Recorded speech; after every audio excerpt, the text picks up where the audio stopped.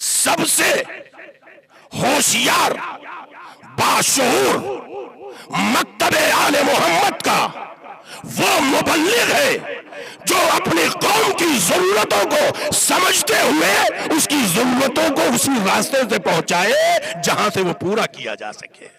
کبھی کبھی ٹیبلٹ کے ذریعے دوا پہنچائی جاتی پیٹ میں, کبھی انجیکشن کے ذریعے پہنچائی جاتی ہے. عزیزان گرامی, بانی تنظیم نے مکاتب کا ٹیبلٹ دیا تو پھر تحریک دیداری کا انجیکشن بھی دیا ہے.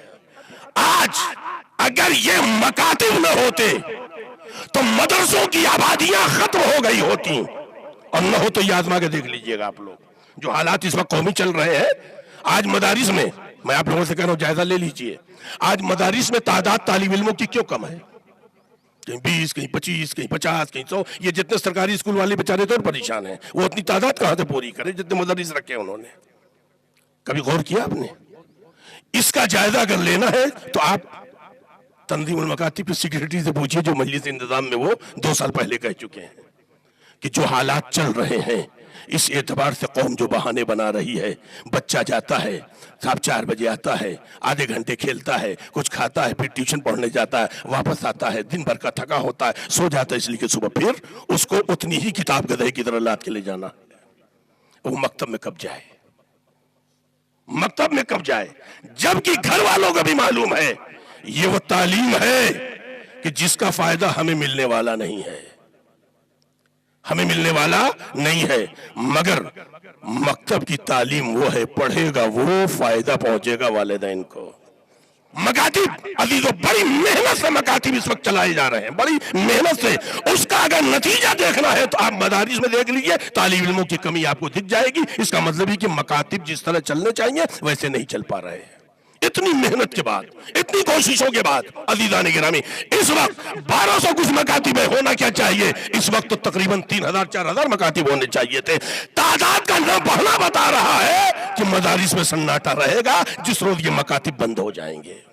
اگر اپنے آپ کو ہم یہ چاہتے ہیں کہ ہمیں خدا پہچانوائے, مولانا غلام عسکری علی اللہ مقام عزیزان گرامی, میں بات مجبور ہوں کہنے پر, ورنہ اس طریقے کی بات میں کہتا نہیں ہوں.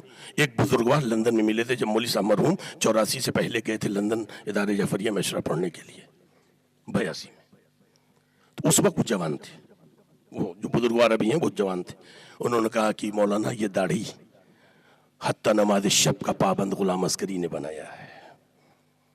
مر گئے غلام عسکری, نہ وہ خاندان سے ہیں, نہ رشتے میں ہیں, نہ عزیز ہیں, نہ کوئی ان کے اپنے ہیں. بھئی مولانا سویدر صاحب سے کہتے تو مان لیتے چلو بھائی ان کو کچھ کرنے کے لیے, ہم سے کیوں کہہ رہا ہے؟ توجہ اس لیے کہ خدا جسے پہچانواتا ہے اسے کبھی بھلایا نہیں جاتا. غلام عسکری صاحب اللہ مقامہ نے اس اہم کیمیا کو سمجھ لیا تھا. بس عزیزان گرامی آخری بات و زحمت تمام ہے, اس اہم کیمیا کو سمجھ لیا تھا.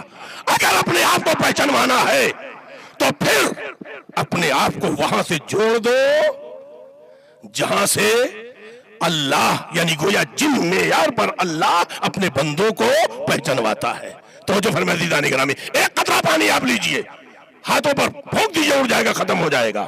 مگر اسی ایک قطرہ پانی کو آپ ایک گلاس پانی میں ڈال دیجئے, بتائیے زندگی بڑھ گئی یا گھٹ گئی؟ تو بتائیے آپ لوگ, بڑھ گئی مگر خطرہ باقی ہے. اسی ایک گلاس پانی کو آپ نے نہر کے پانی میں ڈال دیا, زندگی بتائیے بڑھ گئی یا گھٹ گئی؟ بڑھ گئی مگر خطرہ ابھی بھی باقی ہے. نہر نے اپنا رشتہ گھومتی سے جوڑ دیا, یہ خطرے نے چھلانگ اور لگائی زندگی کی, بتائیے زندگی بڑھ گئی یا گھٹ گئی؟ بڑھ گئی مگر ابھی بھی خطرہ باقی ہے. گومتی نے اپنا رشتہ گنگا سے جوڑا, اس خطرے نے پھر زندگی کی ایک چھلانگ لگائی, چلا گیا گنگا میں, بتائیے زندگی بڑھ گئی یا گھٹ گئی؟ بڑھ گئی مگر خطرہ ابھی بھی باقی ہے. گنگا نے اپنا رشتہ بنگال کے سمندروں سے جوڑ دیا, اس نے زندگی کا ایک اور چھلانگ لگائی, اور اب کہہ رہا ہے من مثلی کون ہے جو مجھے اب ختم کر سکے؟ عزیزان گرامی, مولانا غلام عسکری علی اللہ مقامہ نے اپنے وجود کو مودت و محبت و خلوص کے ساتھ آل محمد کے معرفت کے سمندر میں ڈالا. عزیزان گرامی وہاں پہنچ گئے جہاں سے خدا پہچانوا رہا ہے.